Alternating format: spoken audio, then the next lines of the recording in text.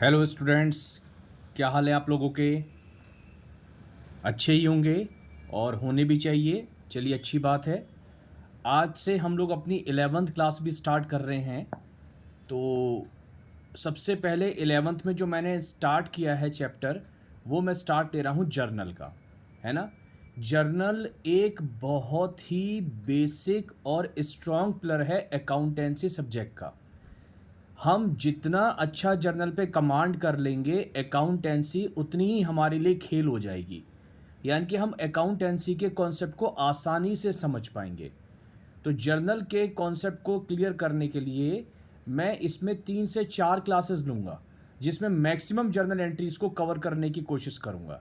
ठीक है? तो चलिए स्टार्ट करते हैं बिना किसी देरी के। तो ध्यान से बस ये है कि क्लास से जुड़े रहिएगा लास्ट तक। जैसे जैसे चलती रहेंगी क्लासेस तो आपको चीज़ें बहुत आसानी से समझ में आने लगेंगी। ठीक है? चलिए, तो जर्नल में मैंने यहाँ पर लिखा है, देखिए, it is a book of original entry. Journal को हम बुक ऑफ ओरिजिनल एंट्री बोलते हैं। एक नंबर में पूछ लेता है कि बुक ऑफ ओरिजिनल एंट्री किसे बोला जाता है? जर्नल को। यानी कि सबसे पहले जहाँ पर ट्रांजेक्शन्स रिकॉर्ड की जाती हैं ना, जो हमारा अकाउंटिंग प्रोसेस होता है, सबसे पहले हम क्या करते हैं? आइडेंटिफाई करते हैं फाइनेंशियल ट्रांजेक्शन्स को, कि भाई कौन सी ट्रांजेक्शन्स हैं जिनको मनी में मेज़र किया जा सकता है। जब हम उनको आइडेंटिफाई कर लेते हैं तो फिर रिकॉर्ड का काम किया जाता है, रिकॉर्डिंग बोला जाता है। तो रिकॉर्डिंग का काम सबसे पहले जहां पर किया जाता है वो ही हमारा जर्नल होता है। तो इसलिए इसे बुक ऑफ ओरिजिनल एंट्री के नाम से भी बुलाते हैं।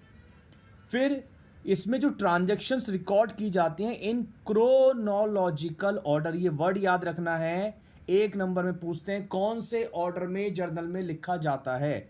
तो क्रोनोलॉजिकल मतलब जो ट्रांजैक्शन पहले हो रही है हम पहले उसे रिकॉर्ड करेंगे, जो ट्रांजैक्शन बाद में हो रही है उसे हम बाद में रिकॉर्ड करेंगे। तो इसको हम बोलते हैं डेट वाइज ट्रांजैक्शंस को रिकॉर्ड किया जाता है, डेट वाइज। ठीक है? अब जर्नल का हमने थोड़ा सा ब्रीफ तो ले लिया कि ठीक है जी, ये सबसे पहले रिकॉर्ड इसमें करते हैं और क्रोनोलॉजिकल ऑर्डर में रिकॉर्ड करते हैं। तो जर्नल कैसे बनाया जाता है अभी थोड़ी देर में डिस्कस करते हैं। लेकिन उसको बनाने से पहले हमारे को ये रूल्स थोड़े से ध्यान रखने पड़ेंगे। तो ये रूल्स हैं जर्नलाइजिंग के, यानी कि जर्नल में जब हम एंट्रीज करते हैं, रिकॉर्ड करते हैं, तो उसके कुछ अपने रूल्स हैं। तो ये आपको टिप्स पे लेने हैं कि एसेट्स, ड्राइंग्स और एक्सपेंसेस एंड लॉसेस इनके डेबिट बैलेंसेस होते हैं। ये डेबिट और क्रेडिट मैंने आपको पहले भी बता रखा है कि ये हमारे इंडिकेटर्स होते हैं।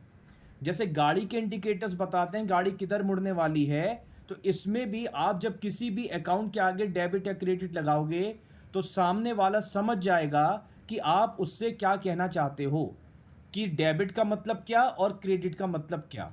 ठीक है? आपको भी अभी धीरे धीरे समझ में आ जाएगा एक दो क्लासेस के अंदर अंदर। फिर तो जब भी ये 3 नाम आएंगे तो ध्यान रखेंगे इनके आगे हम लोग डेबिट वाला साइन लगाएंगे। और एसेट्स का उल्टा होता है, देखो, लाइबिलिटीज। जो हमने किसी से पैसे उधार ले रखे हैं, हमारे ऊपर कर्जा है, हमने किसी से लोन ले रखा है, वो लाइबिलिटीज है। किसी का पैसा अगर हमारे पास है तो वो लाइबिलिटी है। या किसी को हमारी सर्विस देनी है, पैसा तो ले लिया उससे लेकिन सर्विस नहीं दी, वो भी लाइबिलिटी है। मतलब किसी का कुछ भी हमारे ऊपर बकाया है, वो लाइबिलिटी। कैपिटल, बिजनेसमैन बिजनेस में जो पैसा इन्वेस्ट करता है उसे हम लोग कैपिटल बोलते हैं। कैपिटल भी एक लाइबिलिटी होती है बिजनेस के नज़रिए से हम लोग बात करें तो। हम एक कॉन्सेप्ट होता है, एक प्रिंसिपल होता है, बिजनेस एंटिटी प्रिंसिपल, जिसमें बिजनेस और बिजनेसमैन दोनों को अलग अलग माना जाता है। बिजनेस अलग, ये जैसे मैं लाइन बीच में लगा देता हूं, ये बिजनेस अलग, बिजनेसमैन अलग होता है। यानी कि दुकान और दुकान का मालिक दो अलग अलग एंटिटी मानते हैं जब हम अकाउंटेंसी की बात करते हैं। और जो बुक्स बनाई जाती हैं वो हमेशा बिजनेस की बनाते हैं। आप इसको एक एग्जांपल से समझ लेना। आप लोग जब मार्केट में जाते हो, कोई चीज़ परचेस करके लाते हो, उसका जब बिल मिलता है, आपने ध्यान दिया है उस बिल पर किसका नाम होता है? हमेशा उस बिल पर शॉप का या बिजनेस का नाम होता है, शॉपकीपर का नाम नहीं होता। ऊपर दुकान का नाम लिखा होता है, बिल किसके नाम से होता है? शॉप के या बिजनेस के नाम से होता है। तो बुक्स भी किसकी मेंटेन होंगी? बिजनेस की बुक्स मेंटेन होंगी। तो 3 बातें आप मेरी ध्यान रखना। बीच बीच में मैं कुछ प्रिंसिपल्स भी आपको बताता रहूंगा। जैसे पहला प्रिंसिपल मैंने अभी बताया, बिजनेस एंटिटी प्रिंसिपल। बिजनेस और बिजनेसमैन दोनों अलग अलग होते हैं, पहली बात। दूसरी बात, हम बिजनेस की बुक्स मेंटेन करेंगे, बिजनेसमैन की बुक्स मेंटेन नहीं करेंगे। जब भी अकाउंटेंसी की बात आएगी इसका मतलब यही होगा कि हम किसकी बुक्स मेंटेन करेंगे, बिजनेस की, ना कि बिजनेसमैन की। तीसरा, हम बिजनेस के पॉइंट ऑफ व्यू से सोचेंगे, ना कि बिजनेसमैन के। वापस आते हैं, तो मैं आपको बोल रहा था कैपिटल भी लायबिलिटी है। कैसे? कैपिटल किसने दी? बिजनेसमैन ने दी। किसको दी? बिजनेस को दी। बिजनेस में तो पैसे लगाए होंगे, बिजनेस अलग है। तो बिजनेस के पास पैसे आए।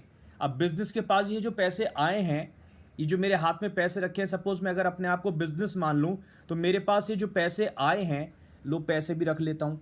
ये पैसे समझ लो, ये जो मैंने पेन रखा है, ये जो पैसे मेरे पास आए हैं, ये किसके पैसे हैं? ये बिजनेसमैन के पैसे हैं। तो ये मेरे पैसे तो हैं नहीं, तो मुझे ये पैसा लौटाना होगा, तो ये मेरे लिए लायबिलिटी है। लेकिन ये कौन सी लायबिलिटी कही जाती है? इसे हम इंटरनल लायबिलिटी बोलते हैं। यानी कि ये हमने अपने बिजनेसमैन से ले रखी है। अगर बिजनेसमैन के अलावा किसी और से लेंगे तो उसे एक्सटर्नल लायबिलिटी बोलते हैं। तो कैपिटल का मतलब आई होप आपको समझ में आ गया होगा।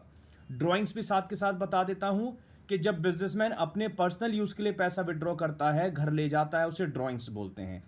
एसेट्स का सिंपल मतलब अभी समझ लो, जो आपकी अपनी है, जिस पर आपका राइट है, जिस पे आपका अधिकार है और आप उसे उसे बेच सकते हो, वो आपकी एसेट है। आपका अपना पैसा सबसे बड़ी एसेट होता है। आपका कैश आपकी एसेट है। आपका बैंक में पैसा जमा है, वो आपकी एसेट है। आपका फर्नीचर आपकी एसेट है। आपकी बिल्डिंग आपका एसेट है। आपका मोबाइल आपकी एसेट है। तो ये सब हमारे कुछ एसेट के एग्जाम्पल हैं। इन पर आपका राइट है और आप जब चाहो इनके बदले में पैसे ले सकते हो। उसके बाद इनकम्स एंड गेन्स, कोई भी हमारे को इनकम हो रही है, कमाई हो रही है, कोई फ़ायदा हो रहा है, रेंट मिल गया, कमीशन मिल गया, इंटरेस्ट मिल गया, तो इनके आगे हम लोग क्रेडिट लगाएंगे। तो ये थोड़ा सा आप टिप्स पे कर लेना। बीच बीच में मैं आपको कुछ टर्म्स के बारे में डिटेल में भी बताता रहूँगा। केवल ये नहीं है जर्नल बता रहा हूँ तो केवल जर्नल की बात करेंगे, कुछ हम लोग इधर उधर जो जरूरी चीज़ें हैं वो भी डिस्कस जरूर करेंगे।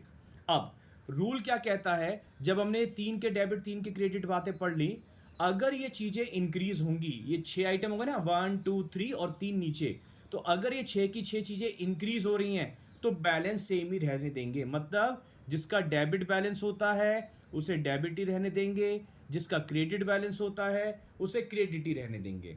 और अगर ये चीज़ें डिक्रीज होती हैं तो बैलेंस को चेंज कर देंगे। इतना सा रूल आपको याद रखना है।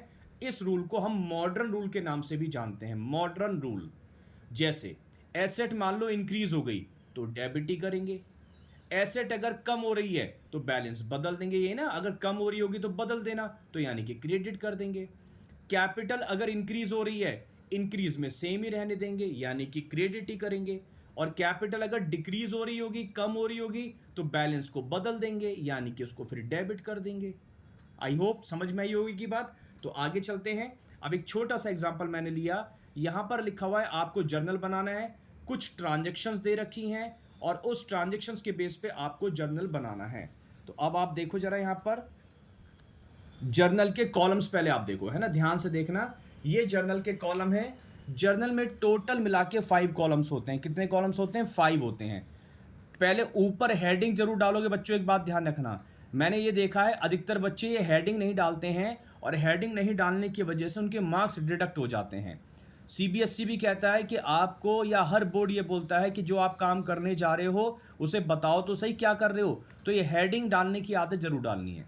चलिए आगे चलते हैं। तो पहला कॉलम डेट का ठीक ठीक बड़ा बनाना, फिर पर्टिकुलर्स का थोड़ा बड़ा सा कॉलम बनाना, आप देख रहे होगे। उसके बाद एक छोटा सा कॉलम बनता है एल एफ। एल एफ का मतलब होता है लेजर फॉलियो। लेजर एक बुक होती है, जैसे आज हम जर्नल सीख रहे हैं, आगे कभी किसी क्लास में लेजर बताऊंगा। तो लेजर भी एक बुक होती है, फॉलियो पेज को बोलते हैं। तो उस बुक में उसका पेज नंबर, जैसे मान लीजिए मैंने यहाँ कैश लिखा हुआ है और मैं यहाँ पर 10 लिख दूँ, तो पता है इसका मतलब क्या है? लेजर में, यानी कि दूसरी वाली बुक में 10वें पेज पे आपको इसके बारे में इंफॉर्मेशन मिल जाएगी। मतलब ये और कुछ नहीं, सिंपल इंडेक्सिंग है। मतलब किसी चीज़ को ढूंढने का जल्दी का तरीका है ये। तो यहाँ पर पेज नंबर पड़ेगा, अगर दे रखा होगा लिखेंगे, अदरवाइज छोड़ देंगे। डेबिट के लिए डीआर ही यूज़ करेंगे, जैसे डॉक्टर होता है ना, वैसे डेबिट और ब्रैकेट में रुपीज़। वैसे बता देता हूँ, डेबिट की फुल फॉर्म होती है डेबियर, इसलिए इसको डीआर बोलते हैं, डेबियर, ठीक है। उसके बाद क्रेडियर यानी कि क्रेडिट, इसको रुपीस बोलेंगे, मतलब क्रेडिट के आगे ब्रैकेट में रुपीस लगाएंगे। क्लियर? तो ये हमारे अमाउंट के कॉलम होंगे, डेबिट और क्रेडिट के, और ये बराबर बराबर के कॉलम होंगे। तो कॉलम आपको दिख रहे होंगे, इस तरीके से आपको कॉलम ड्रॉ करने हैं। सही है? अब ये हमारा क्वेश्चन है, देखिए आपको क्वेश्चन दिख रहा होगा, हाँ अब ठीक है, अब आपको क्वेश्चन भी दिख रहा है और लगभग थोड़ा सा सॉल्यूशन भी दिख रहा है। देखिए सबसे पहले 2024 में अप्रैल 1 में लिखा हुआ है बिजनेस स्टार्टेड विद कैश 50,000। अब बताओ बिजनेस कौन स्टार्ट करेगा? बिजनेसमैन स्टार्ट करेगा। कैसे स्टार्ट करेगा? बिजनेस में पैसे लगाएगा। तो बिजनेसमैन ने बिजनेस को पैसे दिए, तो किसके पॉइंट ऑफ व्यू से बात करनी है? मैंने अभी अभी बताया था बिजनेस के पॉइंट ऑफ व्यू से बात करनी है। तो बिजनेस क्या कहेगा? मुझे पैसे मिल रहे हैं। कौन दे रहा है? मुझे पैसे बिजनेसमैन दे रहा है। तो दो अकाउंट आपको कम से कम इफेक्ट कर रहे होंगे, उनको उठा के बाहर रखना है। शुरुआत में ये आप रफ में करोगे, धीरे धीरे एक दो क्लास के बाद आपको ये आदत में आ जाएगा, तो रफ की जरूरत पड़ेगी नहीं। तो मैंने देखो यहाँ रफ वर्क भी करा हुआ है। तो दो अकाउंट जो हमें नजर आए, एक तो कैश और एक कैपिटल। जब स्टार्ट करेंगे तो पैसे लगाएंगे, और जब बिजनेसमैन पैसे लगाता है तो उसे हम कैपिटल बोलते हैं। कैश क्या है? अगर उन 6 आइटम्स में से देखें जो हमने बात करी थी, 3 के डेबिट 3 के क्रेडिट होते हैं, तो कैश क्या है? मैंने बोला था आपका पैसा आपकी सबसे बड़ी एसेट है। और कैपिटल तो कैपिटल है ही, उन 6 में एक नाम कैपिटल भी था ना। अब बिजनेस में पैसा आ रहा है, तो बताओ जब पैसा आएगा कैश इंक्रीज होगा या नहीं होगा? तो मैंने एरो का साइन लगा रखा है, कैश इंक्रीज हो रहा है। और बिजनेसमैन बिजनेस में पैसा लगा रहा है। जब बिजनेसमैन बिजनेस में पैसा लगाएगा तो बिजनेस के अंदर उसकी कैपिटल बताओ क्या हो जाएगी? कैपिटल भी बढ़ जाएगी। तो बिजनेस के नजरिए से पैसे भी आए और बिजनेसमैन की कैपिटल भी बिजनेस के अंदर इंक्रीज कर गई। तो दोनों इंक्रीज कर रहे हैं, और इंक्रीज में कौन से बैलेंस होते हैं? सेम होते हैं। तो एसेट का बैलेंस कौन सा था? डेबिट था। वो आप एक बार देख लें, टिप्स पे रखने हैं आपको। एसेट्स का बैलेंस कौन सा था? डेबिट बैलेंस था। और कैपिटल का बैलेंस कौन सा होता है? क्रेडिट। तो इंक्रीज में सेम ही रहने दिए, एसेट का डेबिट ही रहने दिया, कैपिटल का क्रेडिट ही रहने दिया। लिखने का तरीका देखो अब जरा। जो अकाउंट डेबिट हो रहा है, जैसे कैश डेबिट हो रहा था ना, तो बिल्कुल कॉर्नर से जरा लिखने का तरीका देख लेना। कैश अकाउंट डेबिट, डेबिट बिल्कुल कॉर्नर में करेंगे। अच्छा यहां पर पहले ईयर लिख लिया था, फिर मंथ, फिर डेट। तो कैश अकाउंट डेबिट, डेबिट बिल्कुल कॉर्नर में, थोड़ा सा स्पेस छोड़ेंगे और टू लगाते हैं। क्रेडिट नहीं लिखते, टू लगाते हैं। टू कैपिटल अकाउंट, डेबिट के सामने डेबिट वाले कॉलम में, क्रेडिट के सामने क्रेडिट वाले कॉलम में। फिर ये होती है नरेशन। बीइंग से स्टार्ट करेंगे, बीइंग लगाओ चाहे मत लगाओ, ये आपकी इच्छा है। अब ये पहले से लिखा चला आ रहा है कि बीइंग लगाते हैं तो लगा लेना। अब धीरे धीरे ये इसका जो चलन है वो खत्म हो रहा है, ठीक है। एक ट्रेडिशन सा था, लगा रहे थे तो लगा रहे थे। तो नरेशन वैसे होती क्या है? किस बात की हमने ये एंट्री बनाई है। ये जर्नल में जो हम प्रोसेस करते हैं इसको बोलते हैं जर्नल में एंट्री करना। तो ये जो हमने एंट्री बनाई है, cash account debit to capital account, ये किस बात की एंट्री है? यहां उसको लिख देते हैं, यही नरेशन होती है। तो बीइंग बिजनेस स्टार्टेड, ये तो था बीइंग बिजनेस स्टार्टेड, इसी को कॉपी करना है।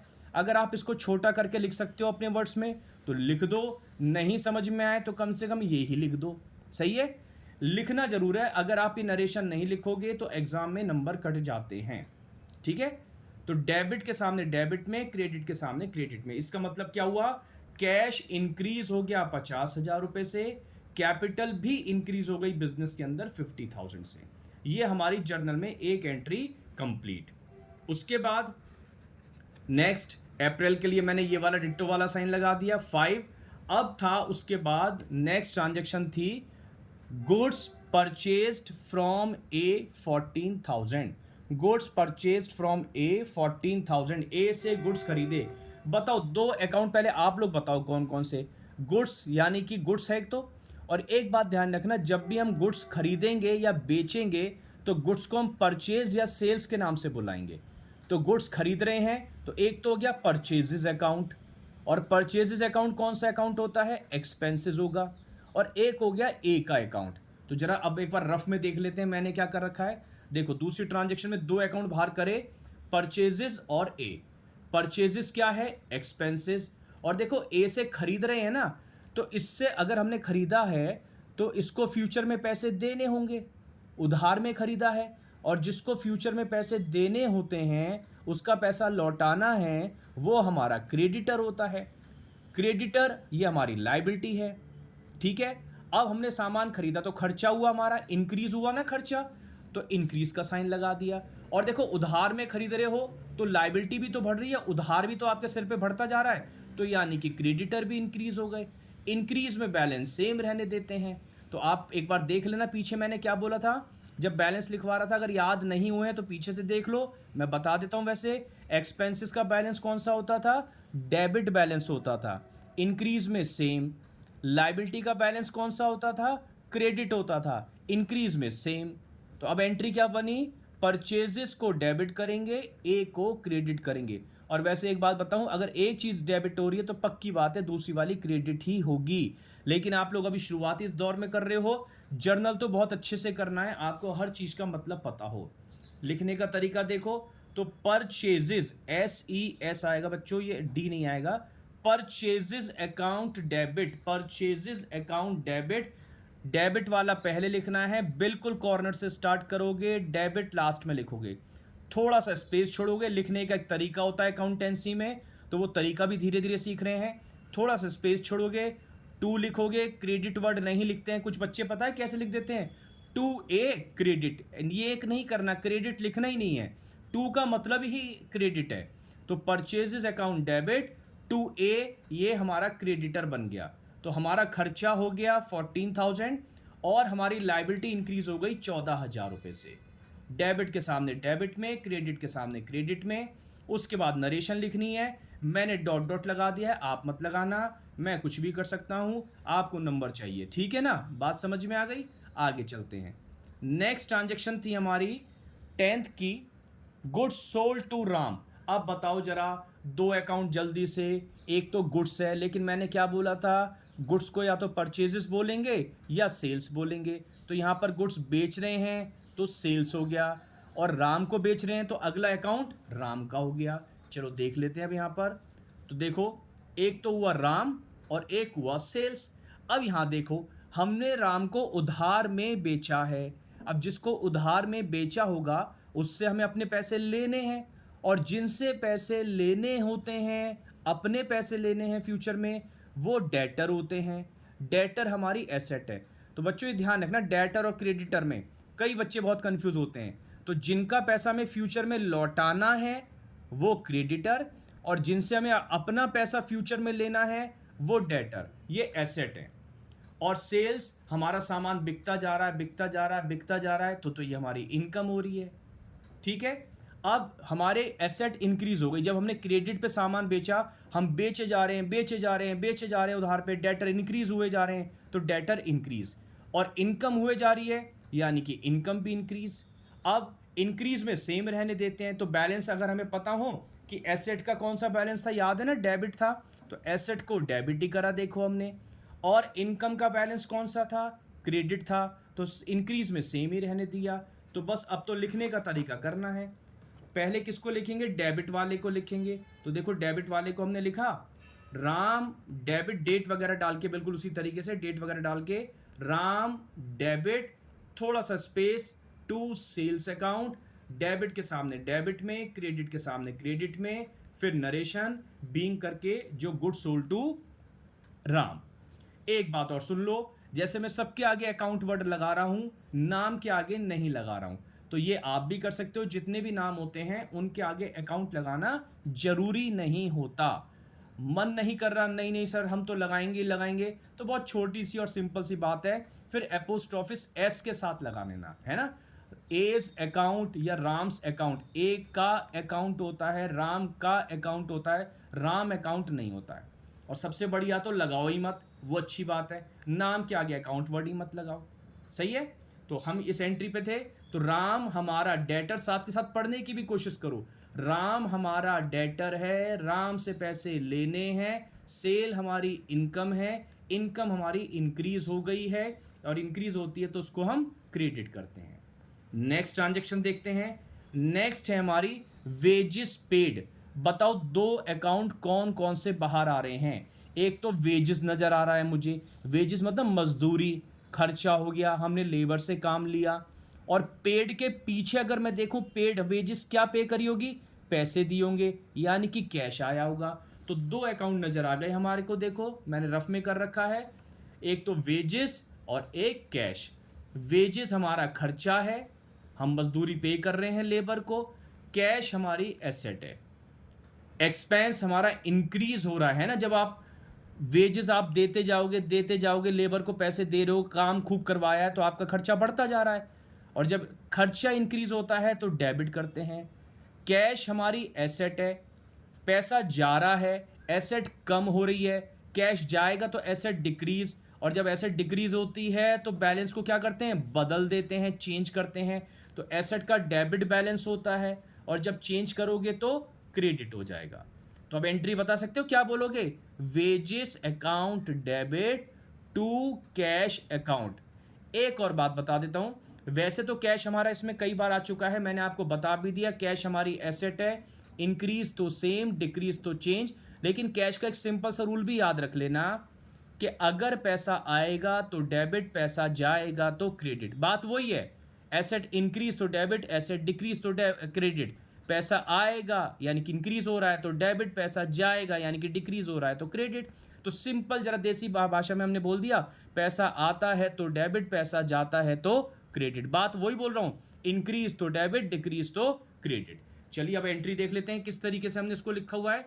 तो एंट्री हमारी बनी थी wages account debit to cash account. अब तो लिखने का तरीका पता पड़ गया होगा, थोड़ा सा मार्जिन छोड़ना है, to cash account, narration, debit के सामने डेबिट, क्रेडिट के सामने क्रेडिट वाले कॉलम में। अब इसको रीड करें, वेजेस का खर्चा हो गया, पैसे हमारे पास से चले गए, कैश हमारा डिक्रीज हो गया। नेक्स्ट देखते हैं, और लास्ट ट्रांजैक्शन है हमारी फर्नीचर परचेज्ड, फर्नीचर खरीदा। अब ध्यान रखना, ये एसेट खरीद रहे हैं, अगर गुड्स होता तो हम परचेज या सेल्स वर्ड यूज करते, लेकिन जब एसेट्स को खरीदते बेचते हैं तो एसेट्स के नाम से ही लिखते हैं। तो बताओ जी, दो अकाउंट बताओ, फर्नीचर खरीद रहे हैं तो एक तो फर्नीचर अकाउंट और दूसरा कैश अकाउंट। फर्नीचर खरीद रहे हो तो फर्नीचर क्या होगा, इंक्रीज या डिक्रीज, खरीदोगे तो आ रहा है इंक्रीज। और पैसे बताओ, पैसे इंक्रीज होंगे डिक्रीज होंगे, पैसे आपके डिक्रीज होंगे, जब फर्नीचर खरीद के लाओगे तो पैसे तो जाएंगे ना। तो देखो रफ में जरा देखो, फर्नीचर और कैश दोनों ही एसेट हैं, एक एसेट इंक्रीज हो रही है, फर्नीचर खरीदा है, और एक एसेट डिक्रीज हो रही है क्योंकि पैसे जा रहे हैं। एसेट का डेबिट बैलेंस होता है, तो इंक्रीज में सेम, डिक्रीज में चेंज, पैसे चले गए तो पैसों को क्रेडिट कर दिया।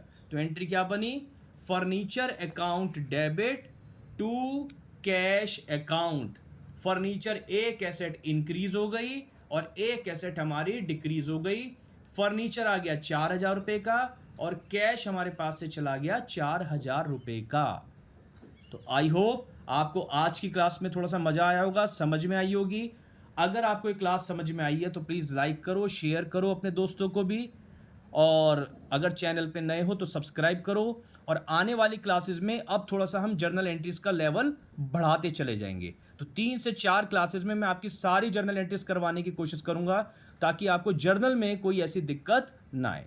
चलिए मिलते हैं अगली क्लास में। Thank you.